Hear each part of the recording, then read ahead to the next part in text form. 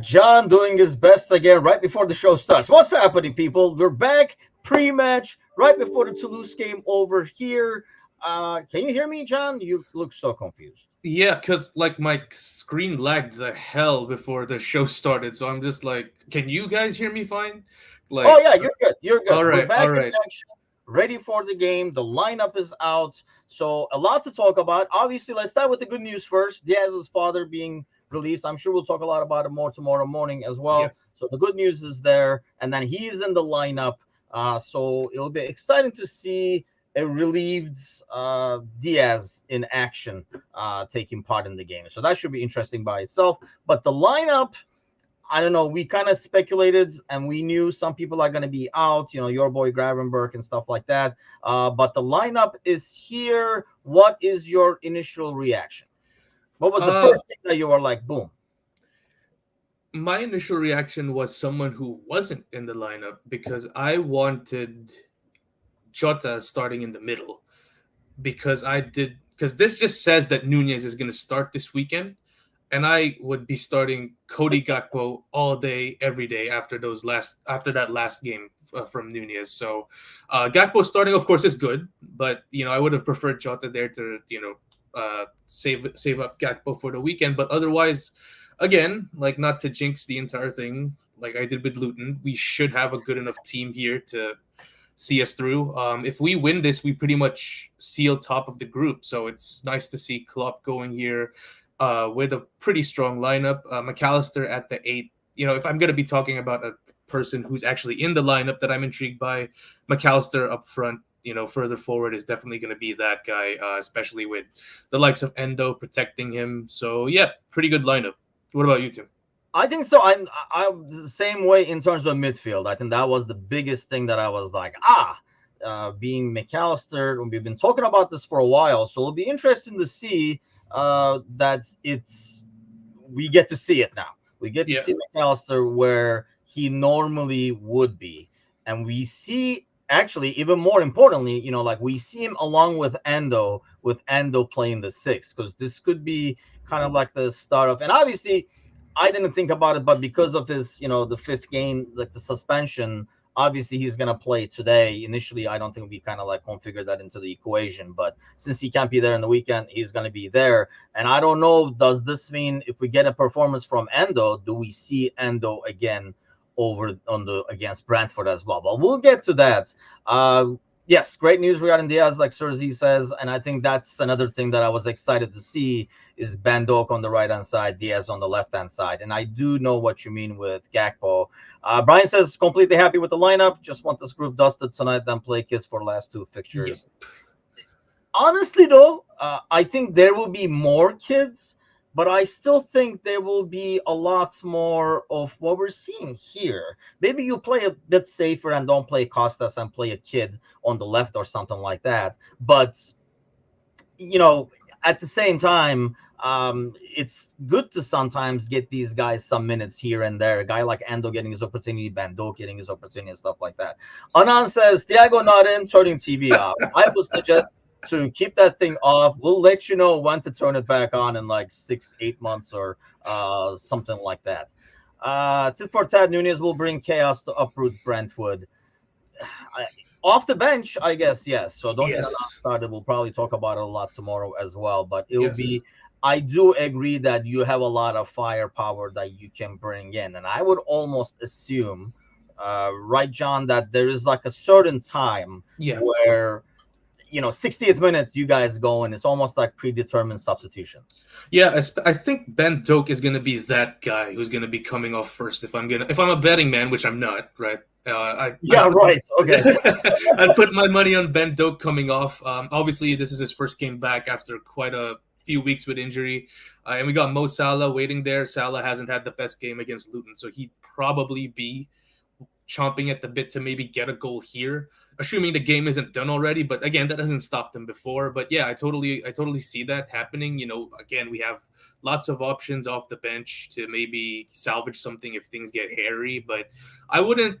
I'm not thinking too much about the bench because this lineup, if it doesn't get it done, well, right? Questions need to be asked like I don't beforehand. know. I just worry about the back line in a game like this, where there's people like Yeah. that never play. I mean, I think we played this lineup before, or a very similar one, but I don't know if this four was the exact four we played. Let's bring this guy in, and it'll be Wednesday Wednesday crew. morning all over again. Hey, The Number Wednesday crew. is in the house. Gordo, what's happening, man? What do you think of the lineup?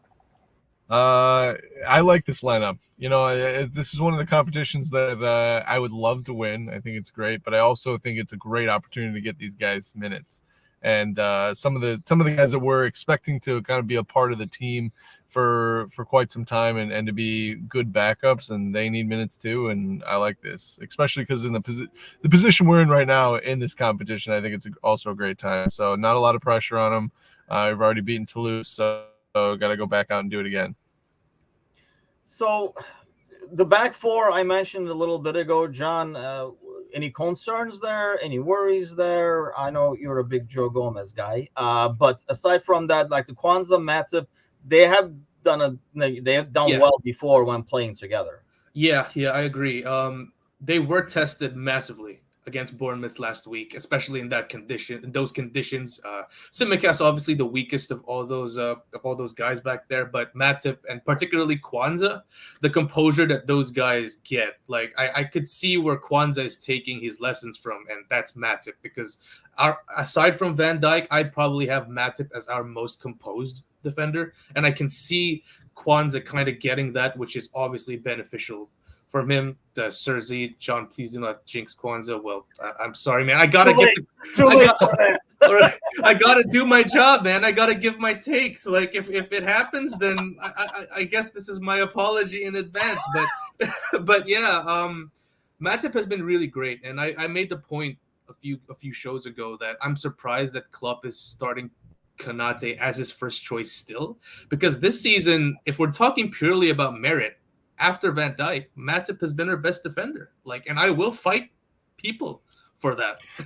Gordo, are you fighting him on this? He's trying to pick a fight for some reason. So, are you taking him on? No, I'm not gonna take John on. I'm scared of his TikTok. I've seen his TikTok dance moves. Usually that correlates really well with fighting. So I'm gonna stay out of it. Well, the problem is you can't tell if he's dancing or fighting. So there's that. How about so Dave Buzzer says Klopp is playing Gakpo, who's dangerous, but I can't knock Nunez too much. Salah had a crappy game too. I'm assuming like referring to the Luton Town game. I honestly thought this was a better game for Nunez, Gordo, just because it will be probably more open as opposed to a game like Brentford where they will look to stop first and then counter. I feel like that's when you need Gakpo more to do that interplay. Whereas this game, I feel like they're at home. They need the points. Mm-hmm. They will probably play a bit more open. It was a good opportunity for Nunez to get some space behind. Yeah, I agree. I think the one thing that Klopp is worried about is the one thing that I think half of our fan base is worried about is if you put Nunez in great positions that he can thrive too often and he doesn't, then you lose him mentally. Like he's just not, he's still very young and there's a lot of weight on his shoulders with the price tag and also with like what he's already done in his career. And I think the more and more we see these misses and the more flack he's going to get from all of us in situations that he 100% should score and 100% affects the outcome of the game, it's dangerous for young minds and you could lose a great player like that. And then I think that's what Klopp's worried about. You got to put him in cotton wool. Because if you put him in another, I mean, what the other, I forget, was it this Toulouse game or was it the game previous where Darwin and Salah started together and we were like, oh, this could be 5-6 goals and neither one of them had a great game. And then you're like, how many opportunities do you give him? And he doesn't perform that, he's going to mentally lose the ability because there's always that diminishing returns, at this great potential, but the more and more he doesn't get out there is the more likely that we lose him completely. So man, Anan is making me laugh with these comments. Let me just say. Yeah, didn't want to score because he doesn't want to get Salah jealous and start hitting him like Mane. That's a great.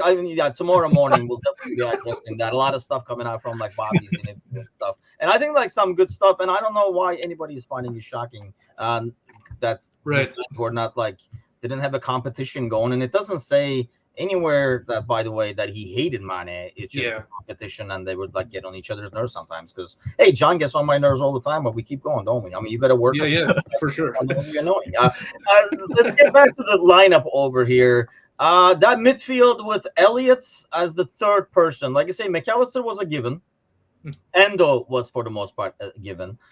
Is this basically to get Elliott some minutes and get some more attacking from that right hand side with Bandok? That's like an interesting young duo on the right hand side of that offense. Yeah, Elliott provided a lot of width that we desperately needed for like 95 minutes against Luton. And it was, for some reason, it was just Harvey Elliott who realized that he needed to cut outside to give Salah some sort of room there. So like now, Ben Doak, obviously not as proficient as Salah, would need all the help he can get in terms of finding space there. So I think it's a good move from Klopp to put Elliott there.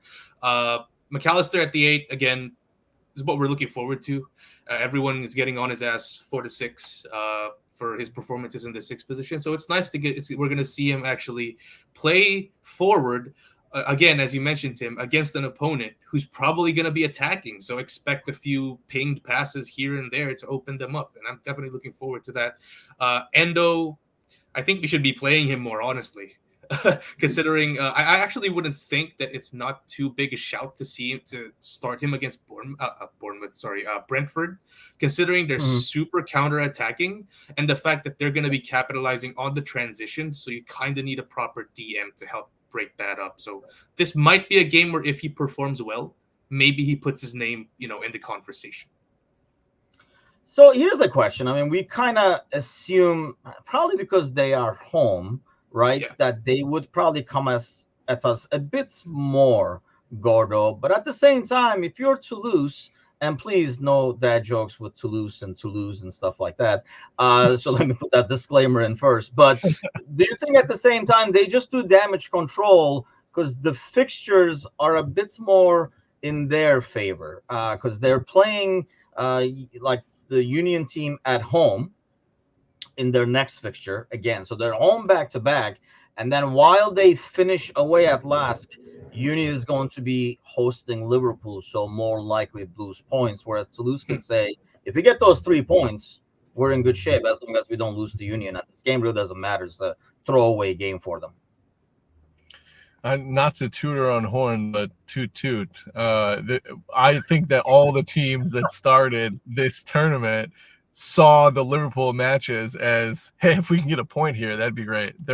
All the other teams are focusing on the other games, and they want the max 6 points from their home matches against those two, and then anything they can get in their away matches against those other two teams are just gravy. So I think that you can't change, especially when you're not the favorite in a group, you can't change that mentality. I mean, let's play the way that we play. And if we find ourselves 1-0 up early against Liverpool, then that's when we change our tactics. But right now we're going to go out. We're going to try and get a point. We're going to be very, very grateful if we get one. But I don't think they're expecting to get much because they really need to focus on those other two matches. And the other thing is, and I don't know where Toulouse sit in their current situation at home in their home competition, but these teams are also battling to, go to the Champions League next year and in their league. So they've also got that to focus on. And I don't know where they sit currently. I know like their form has been pretty brutal. I think they lost 3 in a row in the league. If I remember that right. I know they lost 3-0, then 1-2 at home. Here, I'll tell you right now. Yes, 3 games in a row they lost points. So yeah, it's not like they're doing great in their local league. Here's a guy that saw them up close and personal, right? You were at the game that was at Anfield, Kazi. What's going to happen today? I think Liverpool win comfortably, but I do think Liverpool win comfortably every game. So yeah, I was going to say that doesn't really specify anything. Yeah. To be fair, I had a good chat in the airport with some Toulouse fans, and they said there's just been too many draws this season for them. He said the draws have killed them, really. I think he drew 5 out of like 10, I think. That's why they're kind of down the bottom. So they're still targeting Champions League football because their arguments, I think they're like 7 points off the Champions League. 8 points. So, because they just drew too many games. I I think he drew a PSG. He was telling me that, and that was like a big thing for them, kind of thing, because they are just such a small kind of team. But no, I still expect the Reds to do the business. The squad should be, the team is good enough to get the job done. Doesn't matter how you win the game. I keep saying, I said this on the last podcast. This is as big a game for me than the Luton and the Brentford. We need to win the group early, get it out the way. The other 2 games, then you can do your experimenting if you want, and then you can crack on from there. So, yeah, mate, I expect the Reds just to get it over the line, and especially, with what happened against Luton, I think they're going to take their anger out on someone, and unfortunately, it might be Toulouse. Well, we lost Anand. Too bad, because we were just gonna talk how great Nunez is. That's a shame. But bad timing on his part. But so John, what do we expect to see here from Toulouse? You think they park the bus, contain, and kind of like see if they get anything similar to what Gordo's saying, or do they kind of play it a bit more open, but then do damage control if we get a lead? Yeah, I think it's more of they're kind of open. Like, I see where Gordo's coming from. Like, obviously for this, you could just take whatever, right? If it's a loss, hopefully not too bad. If it's a draw, then absolutely well and good. And if it's a win, they're going to be over the moon. So for this one, I think they're going to be a little attacking to start. But then, if we get the goal early, then that's pretty much batten down the hatches, damage control for them. Again, we should have enough to see us through. Anything else but a win today is pretty disappointing, kind of like last weekend.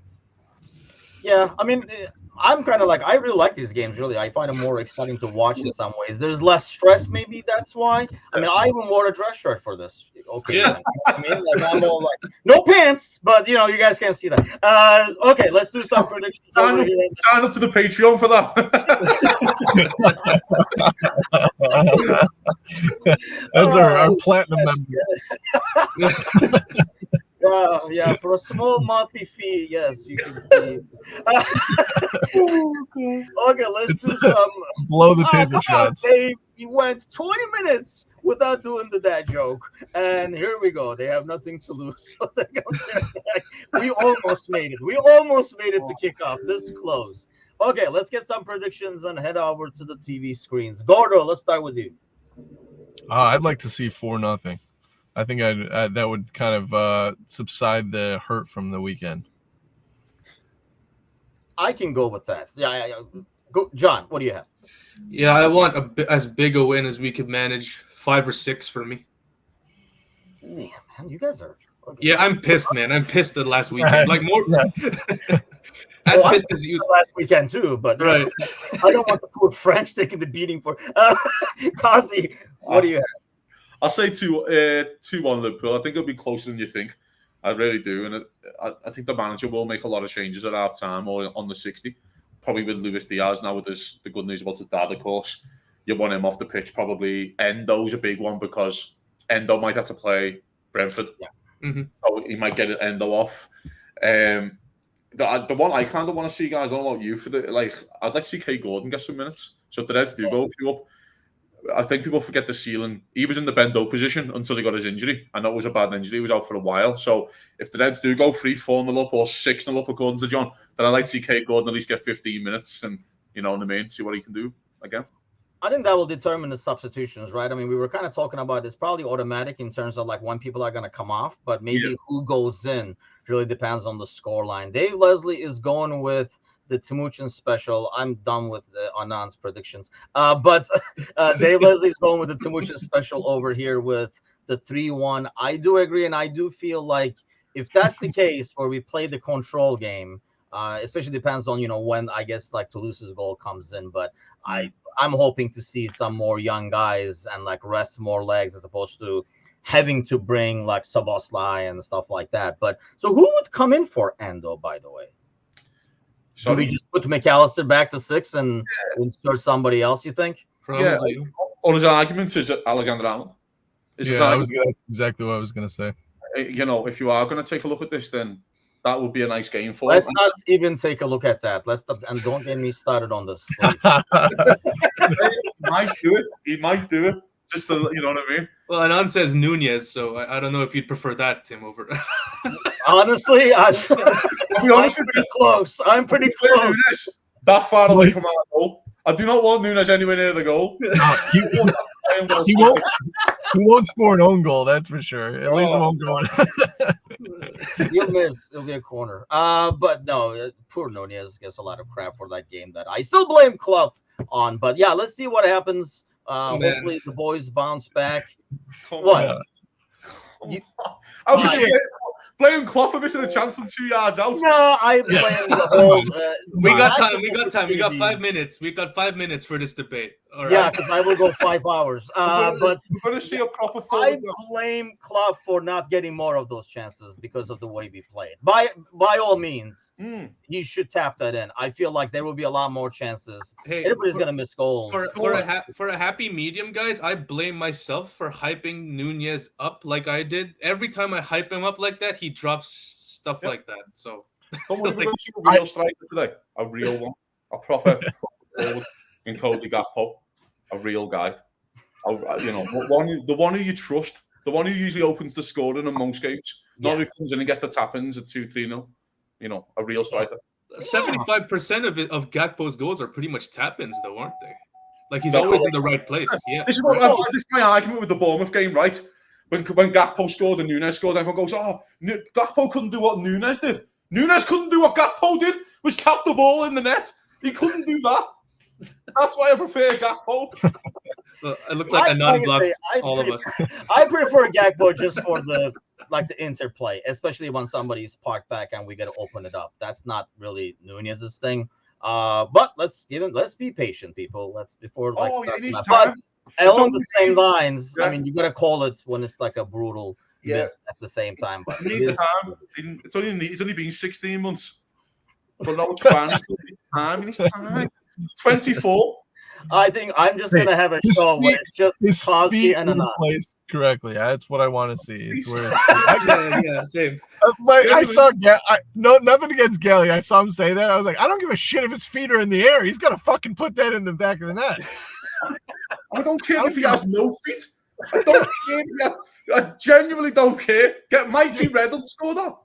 To be fair, I think it was Mecca mentioning it. That was a perfect ball for a flying header to just tap in than trying to do that. I can't even believe we're overthinking it. We could go with this head. Just put the ball in the net. Yeah, could have done anything. No matter what part of your body you use, it should go in the net. You use the most. He was wide open to get that, juggle it, then tap it in. I was more frustrated with his first chance in the first half that he blazed in at the bar. You took the ball down. Why have you hit it so hard? Just tap it in. Oh, I don't know. I thought that was like a good one. We talked about this. I thought he got too much flack. That's like a happy you know what? Let's hope we don't have any more material to talk about Nunez after this game. Go ahead, Gordo. You were trying to say something. We can end it with this. I can't remember if it was Shankly or Paisley. They just said if you're ever confused about what to do with the ball in the 18-yard box, put it in the back of the net and we'll discuss it after the game. That's my favorite quote. And those words that Mo and Mane lived by the way, apparently. So, okay.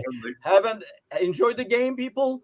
Thank you for joining us. Give us a subscribe. Do not forget and pass the word. Go grab a friend by the ear and say, why the hell are you not following these guys? And then tonight, tune in with the regular Thursday podcast gang. They will have the post-match followed by the fantasy nerds.